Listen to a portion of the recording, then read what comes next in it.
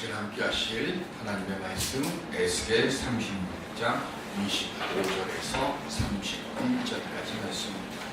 구약성경 1208쪽 에스겔 36장 25절에서 31절까지 말씀입니다.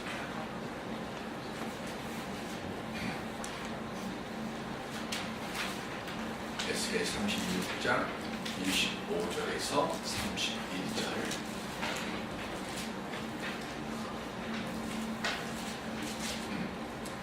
맑은 물을 너희에게 뿌려서 너희로 정결하게 하되 곧 너희 모든 더러운 것에서와 모든 우상 숭배에서 너희를 정결하게 할 것이며 또 새 영을 너희 속에 두고 새 마음을 너희에게 주되 너희 육신에서 굳은 마음을 제거하고 부드러운 마음을 줄 것이며 또 내 영을 너희 속에 두어 너희로 내 율례를 행하게 하리니 너희가 내 규례를 지켜 행할지라. 내가 너희 조상들에게 준 땅에서 너희가 거주하면서 내 백성이 되고 나는 너희 하나님이 되리라.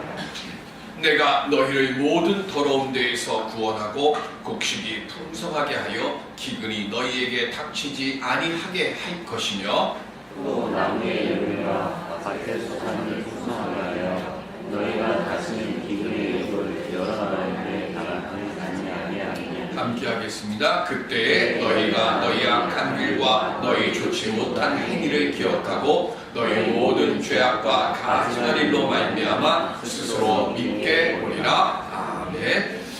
의뢰의 길, 생명의 길, 복의 길이 열려치는 이 예배의 시간이 될 수 있기를 주님의 이름으로 기원드립니다. 성경을 보면 상식에 맞지 않는 이야기들이 종종 나옵니다. 그 중에 하나가 바로 씨 뿌리는 자의 비유입니다. 우리 이제 봄철이 다가오면 우리 교회 마당에다가 우리 여러 가지의 씨를 뿌립니다. 자세히 말하면 뿌리는 게 아니라 심는 거죠. 정성스럽게 심습니다. 왜 씨를 심습니까? 죽으려면 죽고 살려면 살아. 그런 마음으로 우리 씨 심는 분들은 없을 겁니다.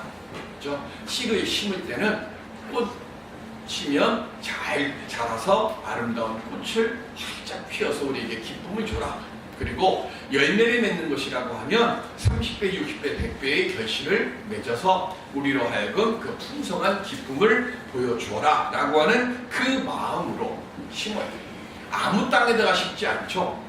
기왕이면 비료도 주고 땅을 좀 비옥하게 만들어서 그곳에다가 씨를 심고 그래서 그게 잘 자라기를 소망하는 마음으로 씨를 심습니다.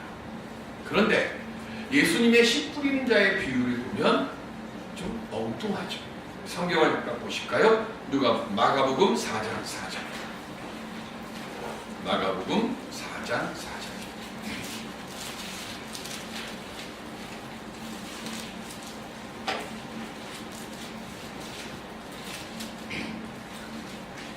마가복음 4장 4절. 시작. 뿌리새 떨어진 길가에 떨어지면 새들이 와서 먹어버렸고. 아멘. 예수님의 이 비유의 말씀대로 보면 농부는 그냥 땅 구분하지 않고 씨를 그냥 아무데나 말 그대로 뭐 하는 거예요? 뿌렸어요. 뿌렸다는 게 뭐니까 그냥 휙휙 집어 던졌다는 얘기입니다.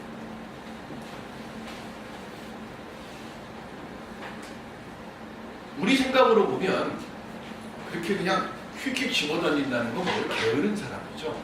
그리고 일하기 싫은 거 억지로 할 때 그렇게 휙휙 뿌리는 거. 그러면 우리는 씨를 뿌릴 때 좋은 땅에 심어서 잘 자라라. 그리고 많은 열매 맺어라. 그런 소망으로 씨를 심는데 왜 예수님은 지금 씨를 아무데나 휙휙 뿌려가지고 어떤 씨는 길가에, 어떤 씨는 돌밭에, 어떤 씨는 가시밭에 씨가 뿌려지도록 왜 그렇게 하셨을까? 하늘에서 비가 오면 하나님이 이뻐하고 하나님 잘 믿는 사람들에게만 비를 쫙 주시고 하나님을 멀리하고 하나님 앞에 패역한 일을 하는 사람들 쪽에는 비를 한 방울도 안 주십니까? 아니죠. 하나님은 미운 사람, 좋은 사람, 착한 사람, 나쁜 사람, 열심히 사는 사람, 게으른 사람 구분하지 않고 비를 똑같이 주십니다. 왜 나쁜 땅에다가 씨를 뿌리는가 그거 말하지 말아라. 다른 말로 얘기를 하면 왜 나를 길가 같은 곳에서 돌밭 같은 곳에서 가시덤불이 그냥 울창한 그 가시밭에 왜 나를 태어나게 하시고 왜 거기에서 나를 자라게 하고 왜 나를 거기서 살아가게 하십니까? 라고 하나님에게 불평하고 원망하지 말라는 거예요. 그 시간에 불평하고 원망할 그 시간에 내가 어느 자리에 있든지 하나님께서 포기하지 않고 계속해서 씨를 뿌리시는 것처럼 하나님이 나를 포기하지 않으시니까 나도 내 믿음을 뭐하는 거예요? 포기하지 말고 내가 길가에 있으면 그 길가를 어떻게 하라고요? 일구는 거예요.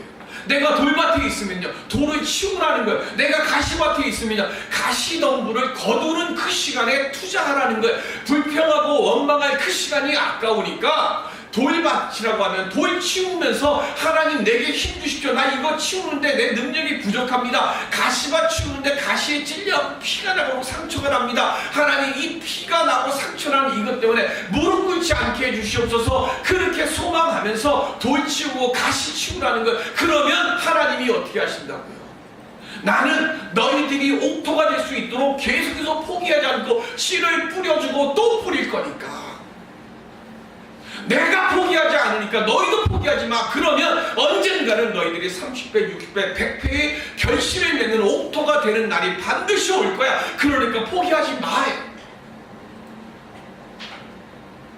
내가 어느 자리에 있든지 간에 하나님은 절대로 우리를 포기하지 아니하십니다.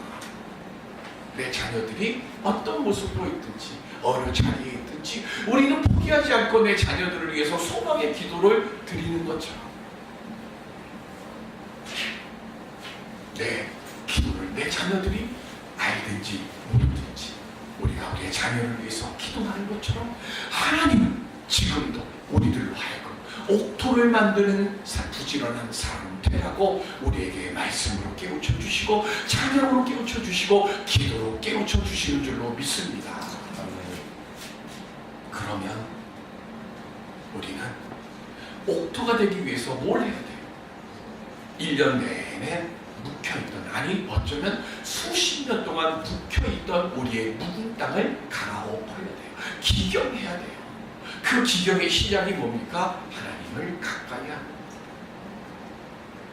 길이라고 하는 건요 원래부터 이 세상에는 길이 없었어요. 근데 길이 언제 만들어집니까? 사람들이 자꾸 다니니까 길이 만들어지는 거예요. 원래라는 건 없죠. 만들면 되는 거예요. 지금까지 없었으면 지금부터 만들면 되는 거죠. 하나님은 우리에게 하나님과 우리 사이에 통할 수 있는 은혜의 길을 만들라고 오늘도 우리에게 말씀하고 계세요. 원래 하나님은 우리와 축복의 길을 만들어 주셨어요. 그런데 원죄를 저지르고 있는 이후에 그 길이 막혔잖아요. 그래서 하나님이 갈 수 없으니까 하나님께서 예수 그리스도를 이 땅에 보내주시고 십자가의 은혜를 통해서 하나님과 우리 사이에 길을 만들어 주셨어요. 그런데 문제는 길이라고 하는 것은요 계속해서 사용해야 그 길이 되는 거예요. 그 길이 만들어졌는데 그 길을 쓰지 않으면 어떻게 돼요? 이게 내 집이에요. 그런데 내 집을 3년 동안 5년 동안 내가 그 집에 살질 않아요. 프랑스에 보니까 아주 좋은 법이 하나 있더라고요. 좋은 법인지 나쁜 법인지 집주인이 1년이 넘도록 그 집을 비워놨어요. 그런데 겨울이 와요. 겨울이 왔을 때 노숙자들이 그 집에 주인이 없는 그 집에 들어가서 살아요. 그런데 그 노숙자들이 들어와서 살았는데 그때 집주인이 돌아온 거예요. 그러면 이 노숙자들이 살고 있는데 이 사람들 나가야죠. 원래 내가 집주인이니까. 그런데 프랑스 법은요 겨울에는 못 쫓아내요. 내가 집주인이래도. 그 사람이 나갈 때까지 기다리든가 아니면 쫓아내더라도 언제 쫓아내는가 하면 얼어 죽지 않는 따뜻한 날씨가 될 때까지는 못 쫓아내요. 좋은 법이죠. 우리가 하나님이 우리에게 은혜의 집을 주셨어요. 근데 우리가 사용하지 않으면 마귀가 그 방을 차지해요. 사탄이 시련과 유혹과 시험이 그 자주 하나님의 축복의 방을 다른 사람이 차지해요. 다른 이가 차지해요. 마귀가 차지해요. 그거 우리가 못 쫓아내요. 그래서 뭐 해야 돼요? 그 집을 잘 지켜야 돼요. 그 집 안에 하나님의 은혜로 채워야 돼요. 그거 채우지 못하면 우린 뺏겨요. 그래서 안 뺏기려면 뭘 해야 돼요? 기도는 하나님과 동행하는 호흡이에요. 말씀이죠. 하나님께서 내 영혼을 살찌게 하는 양식입니다. 그래서 우리는 기도와 말씀을 통해서 하나님이 주시는 은혜의 그 길을 잘 갖고 닦아야 되고, 하나님께서 우리에게 주신 복의 짐을 우리가 온전히 차지해야 하는 거예요. 기도와 말씀 묵상을 통해서 하나님께 이르는 길을 윤택하게 만들고, 그 집 안에 온갖 가구와 살림살이 집어넣어서 그곳에 감히 사단 마귀의 영이 들어와서 침노하지 못할 정도로 우리의 집을, 우리의 방을 아름답게 꾸며야 돼요. 그렇게 하기 위해서 우리는 하나님 앞에 더 가까이 나가고 우리의 묵은 땅을 갈아엎고자 하는 믿음으로, 말씀으로, 기도로, 찬양으로, 예배로 그렇게 살아야 될 줄로 믿습니다. 우리가 그렇게 살아가려고 할 때에 그때의 새 영혼과 새 마음의 밭이 우리 안에 만들어질 것이고, 그때에 하나님께서 우리로 하여금 우리의 삶을 복된 길로 인도해 주실 줄로 믿습니다. 에스겔은요, 나라를 빼앗기고 패망한 이스라엘 백성들을 향해서 하나님의 말씀을 선포하고 있어요. 이스라엘은 하나님께서 뿌린 은혜가 아니라 특별히 골라서 택하여서 심어서 택한 족속입니다. 그리고 복의 씨들로 그들을 선별했어요. 그런데 그 많은 민족 중에 보잘것없고 연약한 그 민족이었으나 그들을 택해서 그들을 존귀케 해주셨는데, 이스라엘 백성들 스스로가 하나님이 열어주신 복의 길을 닫아버렸어요. 하나님이 주신 복의 집을 그들이 스스로 떠났어요. 왜? 우상숭배 때문에. 에스겔은 선포합니다. 너희들이 왜 이 바벨론의 포로로 잡혔는 줄 아느냐? 너희들이 거룩하신 하나님의 이름을 먹칠했기 때문에 하나님께서 그 거룩함을 잃어버리게 하셨기 때문에 너희들로 하여금 이곳에 와서 색방살이하고 노예살이하도록 만들어 주셨다. 그렇게 선포하고 있어요. 우상숭배가 뭡니까? 세상 것을 하나님보다 사랑하는 게 우상숭배. 오늘날 한국교회가 왜 세상으로부터 손가락질 받고 있습니까? 모두가 힘들고 어려웠던 시절, 50년대, 60년대, 70년대 지날 때 제 세대 분들은 늦잠 자고 싶어도 못 잤어요. 왜 늦잠 자고 싶어도 못 잤는가 하면, 새벽만 되면은 청소차가 크게 스피커를, 지금 같으면 소음 공개라고 아마 신고 들어갔을 건데, 그때는 뭐예요? 새 아침이 밝았네, 그죠? 새마을 노래면서. 그리고 또 하나가 있죠. 절대로 못 잊을 노래. 잘 살아보세요. 잘 살아보세요. 우리도 한번 잘 살아보세요. 그 노래에 맞춰서 교회도 예수 믿으면 성공합니다.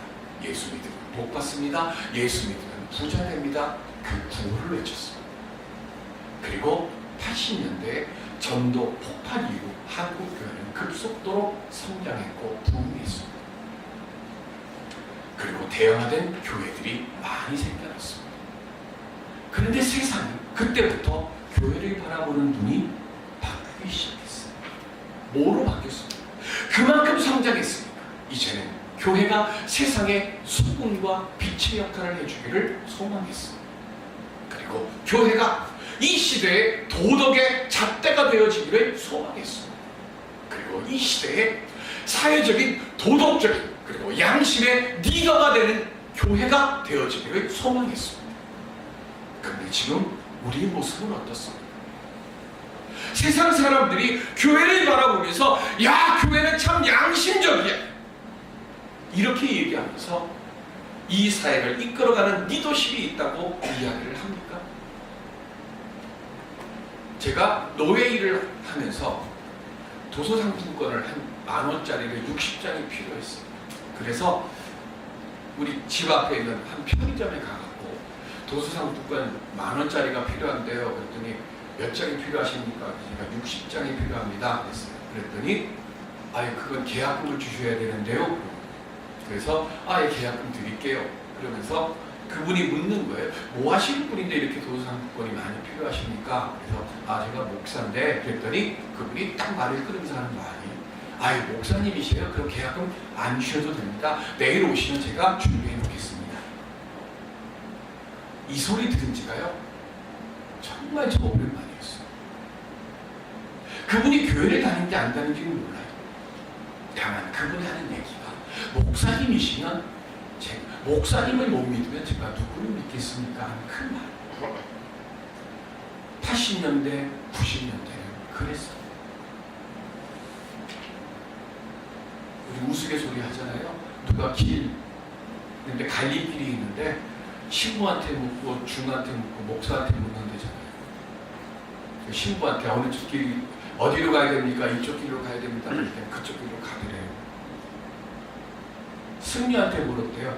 어느 길로 가면 이쪽 길로 가야 됩니다. 그랬더니 딴 사람한테 묻더래요. 목사가 왔어. 어느 길로 가야 됩니까? 이쪽 길로 가세요. 그랬더니 묻지도 않고 쳐다도 않고 반대길로 가더라는 거예요. 얼마나 가슴 아픈 일이야. 세상이 교회를, 목사를, 교인들을 그렇게 보고 있어요.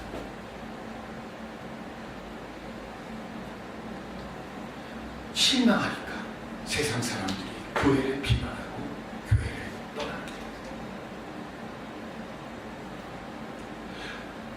바빌론의 포로로 잡혀간 이스라엘들 오늘날 세상으로부터 손가락질 받고 있는 교회를 하나님이 그냥 내버려 두시지 않으시려고 그 자리에서 회복시켜주기 위해서 제일 먼저 하신 일이 뭡니까? 성경을 보실까요? 에스겔 36장 21절 시작. 그러나 이스라엘 족속이 들어간 그 여러 나라에서 더럽힌 내 거룩한 이름을 내가 아껴노라. 아멘. 하나님께서요 제일 먼저 하신 게 뭐냐면 거룩함을 회복하는 거예요. 교회 안에 하나님의 거룩함을 잃어버렸어요. 이스라엘 백성들 안에 하나님의 거룩함을 잃어버렸어요. 이 시대의 위기, 이스라엘의 위기는 하나님의 거룩함을 잃어버린 것이고요. 오늘 우리가 부흥케 되어지고 다시 세상에 빛을 발하기 위해서는 제일 먼저 해야 될 것이 뭡니까? 하나님의 이름의 거룩함을 회복하는 것이 제일 소중하고 제일 급한 거예요. 하나님의 거룩함을 회복하면 그때는 우리가 원하지 않더라도 부흥의 역사가 이 땅과 이 교회와 이 나라 위에 온전히 임하여질 줄로 믿습니다. 거룩함이 되어야 새 영혼을 얻게 되어지는 것이고 새 영혼을 얻어야 새 마음을 갖게 되는 거예요. 그 거룩함을 정결케 된 우리들을 하나님께서 우리로 하여금 원하시는 게 뭐예요? 그래서 굳은 마음을 제하고 부드러운 마음을 가지라고 말씀하시는 겁니다. 70년대, 80년대 제가 주일학교에 가르칠 때 그때는 남자애들도 율동 참 잘했어요. 요즘은 초등학교 2학년만 돼도 남자애들 율동 안 따라합니다. 그죠? 그래서 요즘은 노래와 율동이 제일 죽었어요. 근데 아이돌 노래 하라 그러면 뭐 잘해요. 왜 그럴까? 율동이 재미가 없는 거예요. 근데 그때 했던 게 있어요. 도랑물 모여서 개울물, 개울물 모여서 시냇물, 시냇물 모여서 금강물, 금강물 모여서 바닷물 이렇게 하는 게 있습니다. 이렇게 처음에 이렇게 작게 하다가 나중에 크게 하다가 나중에 막 이렇게 하는 거예요. 모든 물은 바다로 갑니다. 그런데 바다로 가기 위해서요 도랑물에 시작을 하고 개울물이 되고 시냇물이 되고 강물이 돼요. 그런데 바다로 모인 이 물들은 태평양이 야 너 어느 강에서 왔어? 안 물어요. 모일 때는 여기저기서 오지만 일단 한번 모이게 되면 그냥 하나로 뭉치는 거예요. 그죠? 그 물이 깨끗한 물인지 더러운 물인지 깨끗한 물이 더러운 물이면 어떻게 해요? 더 깨끗한 물이 깨끗하게 해주면 되는 거예요. 깨끗한 물이면요 왜 내가 깨끗한 깨끗한데 이 더러운 곳에 있어 원망하지 않습니다. 더러운 것을 어떻게 품어주고 좀 더 깨끗해지도록 만들어가려고 애를 쓰는 거. 성령이 물과 같은 거예요. 오늘 우리 교회 안에 우리 얼마나 성령의 역사가 있어요. 딱 들어오면 너 어디서 왔어부터 우리 묻고 있지 않습니까? 너 뭐 하다가 왔어? 우리 묻고 있지 않습니까? 애들이 집에 놀러 오면 저희 어머니도 참 제가 맨날 어머니한테 물어서 제발 그거 좀 묻지 말라. 친구를 데리고 집에 오면 제일 먼저 하는 게 뭐냐면 너 아빠 뭐 하시니? 아니 아빠 지금 알아서 뭐 하려고 그러고 물어요. 교회는요 바다가 돼야 돼. 큰 교회든 작은 교회든 그 사람이 뭘 하는지 성령 안에서 하나가 되어지면 그 사람의 부족함은 성령께서 채워주시는 줄로 믿습니다. 성령이 채워주는 역사가 없으면 우리가 채워주면 되잖아요. 그런데 왜 조금 부족하다고 조금 모자라다고 왜 손가락질하고 왜 구박하고 왜 천대하고 잘나는 내가 얼마나 잘났다. 사랑하세요. 하나님이 원하시는 거 새 마음은 뭐예요? 부드러운 마음이에요. 부드러운 마음이 뭡니까? 편하지 않는 거, 모나지 않는 거예요. 조금 부족한 거, 조금 허물 있으면 그가 그 허물 깨우칠 수 있도록 기도해주면 되는 거죠. 기도만 하세요. 왜 말해? 왜 행동합니까? 왜 손가락질합니까? 세상에서 위로받지 못해서 교회 와서 위로받으려고 교회에 오는데 왜 세상에서 받지 않는 눈물을 왜 교회에서 받고 돌아가게 하십니까? 새마음 하나님이 우리에게 가지라고 말씀하십니다. 왜 새마음 가지라고 말씀하십니까? 이유는 하나예요. 29절에 보면 곡식이 풍성하게 되고 30절에 보면 다시는 기근의 욕을 당하지 않게 해주겠다고 말씀하셨어요. 성령 충만함을 받아서 부드러운 마음이 되면, 즉 하나님께서 주신 은혜를 온전히 담아둔 심령이 예비되어지면 하나님께서 세상에서 궁핍 때문에 지혜의 부족함 때문에 손가락질 받고 조롱당하는 일 경험하지 않도록 내가 채워주겠다고 약속하고 계십니다. 그래서 우리는 성령 충만함을 소망해야 되는 거예요. 제 또래 분들은 어릴 적 소망이 뭐냐면 고기 한번 원 없이 먹어보는 거예요. 하나님께서 그런데 이 땅을 축복해 주셔서요, 우리 고기 마음만 먹으면 원 없이 먹을 땅 됐습니다. 저는 어릴 때 늘 흰쌀밥만 먹었습니다. 잘 살아서가 아니라요, 저희 어머니가 흰쌀밥을 아닌 다른 잡곡밥을 드시면 소화를 못 시키셨어요. 그래서 저는 당연히 제 또래 아이들은 다 흰쌀밥만 먹는 줄 알았어요. 학교에서 저희 때만 해도 의무적으로 뭘 싸우라 그래요?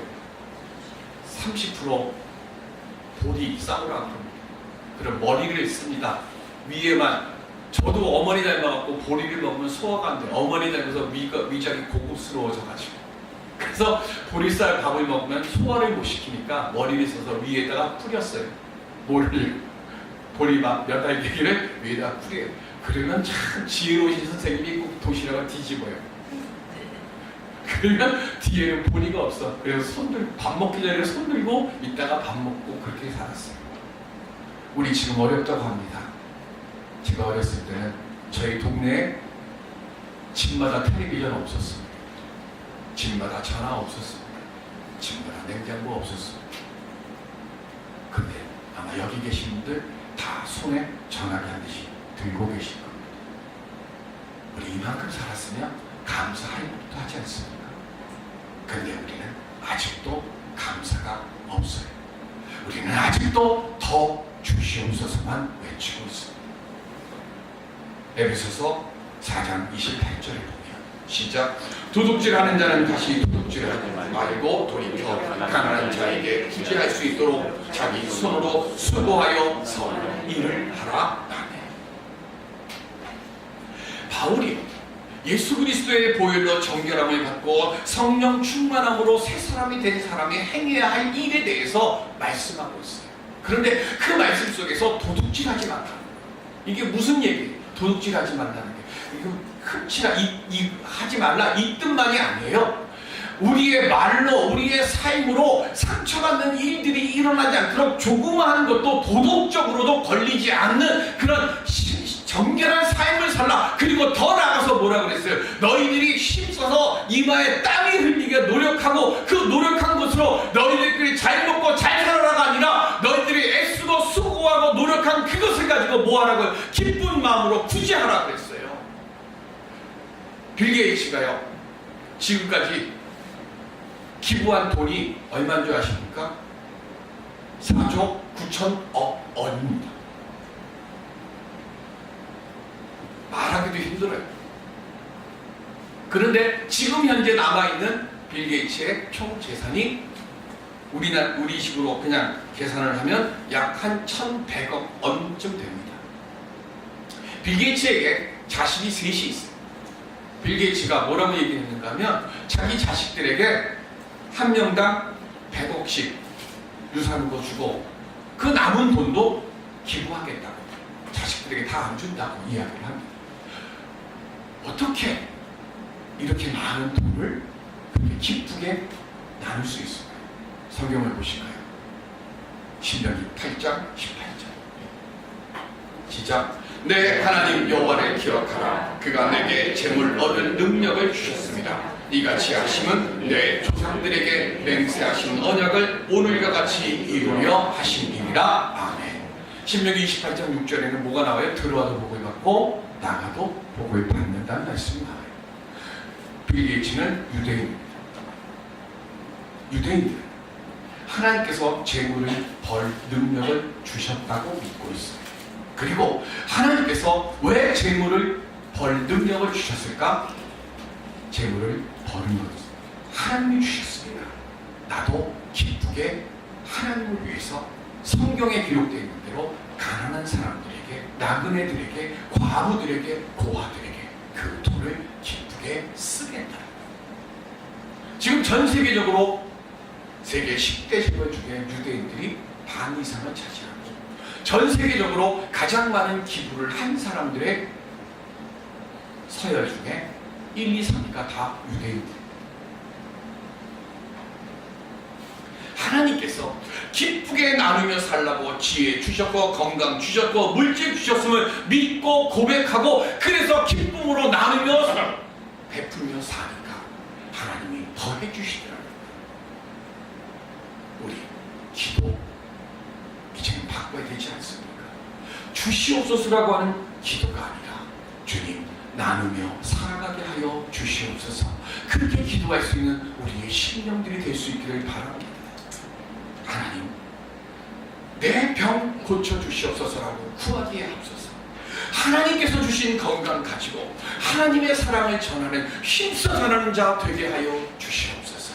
오늘 우리가 그렇게 기도할 때 하나님께서 우리가 구하지 않는 복까지도 우리에게 더하여 주실 줄로 믿습니다. 하나님은 십자가에서 이미 모든 것을 우리에게 주셨어요. 우리는 하나님께 이미 십자가의 은혜로 모든 것을 다 받은 줄로 믿습니다. 우리가 시작할 새 마음이 뭡니까? 하나님께 먼저 감사하십시다. 우리가 하나님께 먼저 감사할 때 그때 교회 안에서 가정 안에서 서로 사랑하며 살아갈 수 있게 되어질 것이고 그 사랑 안에서 하나님이 우리로 하여금 부족한 중에도 넘쳐나게 되어지는 그 은혜의 복으로 응답해 주실 줄로 믿습니다.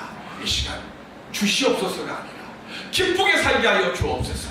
나누며 살게 하여 주옵소서. 사랑 전하는 자 되게 하여 주옵소서. 우리의 기도의 제목이 되고 이 기도대로 기쁘게 나누며 사랑하며 은혜 베푸는 우리 모두가 될 수 있기를 주님의 이름으로 축원드립니다. 기도하겠습니다.